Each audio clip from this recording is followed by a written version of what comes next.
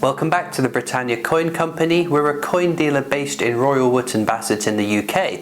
Tomorrow is Maundy Thursday, so I thought I'd take the opportunity to show you some Maundy coins with a whole range of different monarchs. Maundy Thursday is an important religious day over the Easter festivities, but to coin collectors or numismatists, it also marks the annual distribution of Maundy money by the current monarch. The current Maundy money service has its roots back to 1210, when the then King John distributed garments, forks and food to the poor in Yorkshire. In 1213 he was recorded as giving 13 men 13 pence in Rochester, the first time that the sovereign gave money as part of Maundy. Firstly, we're going to have a look at this set. This contains undated hammered silver Maundy coins, and it marks some of the more familiar threads in the current Maundy service beginning. Given by Charles II during the restoration of the monarchy after the English Civil War and Oliver Cromwell's rule, the new king thought that the service would assist in gaining him popularity, so a bit of a PR spin. This set, as I mentioned, is undated, and it wasn't until 1670 that the sets of 4 coins would become dated. In the set there is a 4 pence, a 3 pence, 2 pence and a penny. The same denomination still given out in each year's Maundy money set. Charles II did take part in the 2 services during the Black Death, whereas the last few years with our own pandemic, technology has stepped in to allow for virtual ceremonies and the coins being distributed by post. Prior to Charles II, Maundy money wasn't specifically minted to be given to the poor and would be standard circulating currency, alongside gifts of food and garments. Next up we have a 1699 4 pence, given during the reign of William III over 300 years ago. William III co-ruled with his wife, Queen Mary II. During her lifetime, there were equal female and male recipients of Maundy gifts. After her death in 1694, this reverted back to solely male recipients of the gifts. However, in modern day Maundy ceremonies, both men and women receive the coin sets during the service. Following up, we have a silver 4 pence from 1713, during the reign of Queen Anne, who reigned from 1702 until her death in 1714.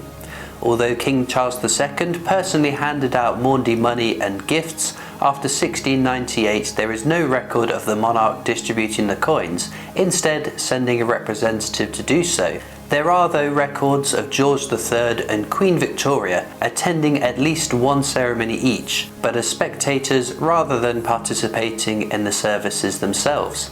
It wasn't until 1932 when George V attended and gave out the coins, a tradition which has become a mainstay of the ceremony, although on some occasions, such as this year's service, where the sovereign is unable to take the lead in the event and thus has sent someone else in their stead.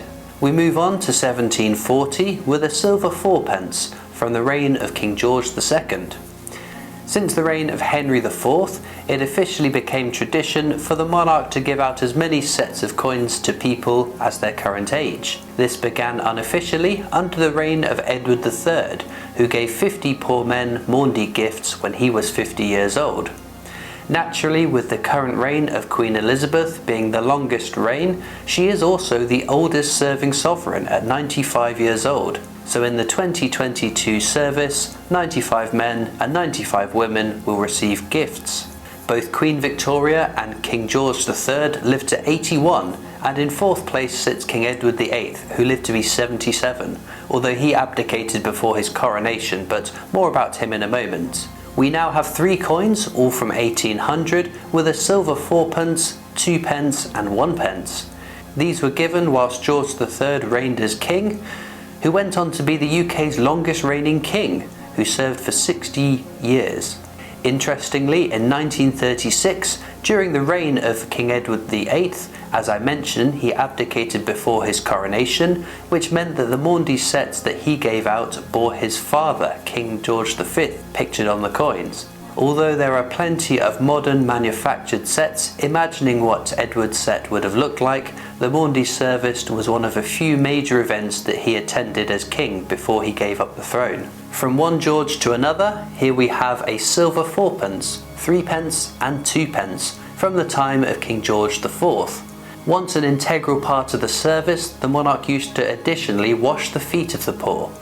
This was a tradition undertaken until James II, who was the last recorded monarch performing this part of the service. Although the feet of the poor were washed 3 times before they got before the monarch, I'm not sure how I would feel having a king or queen wash my feet. Being a bit ticklish myself, I would fear accidentally kicking them and ending up in the tower because of a reflex. Next up are 2 coins, an 1834 4p and an 1831 2p, both minted during the reign of King William IV. The design on the reverse or tail side is a crowned numeral denoting the denomination with an oak wreath around it. This began use in 1822 and is a design by Jean-Baptiste Merlin and has been only altered slightly over time.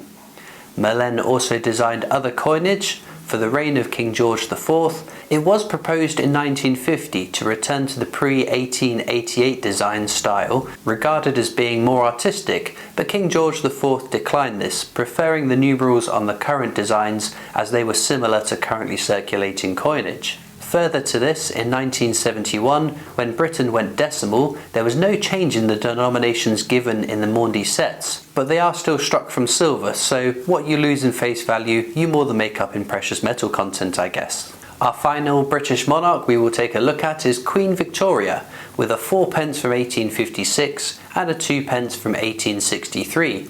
Being one of the longest reigning monarchs, the Maundy money of Queen Victoria's portrait changed.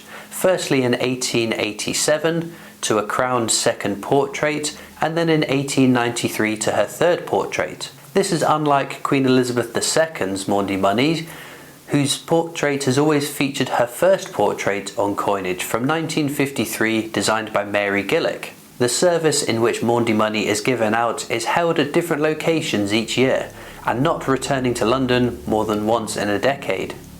The recipients are chosen on an interdenominational basis in the diocese in which the service is being held.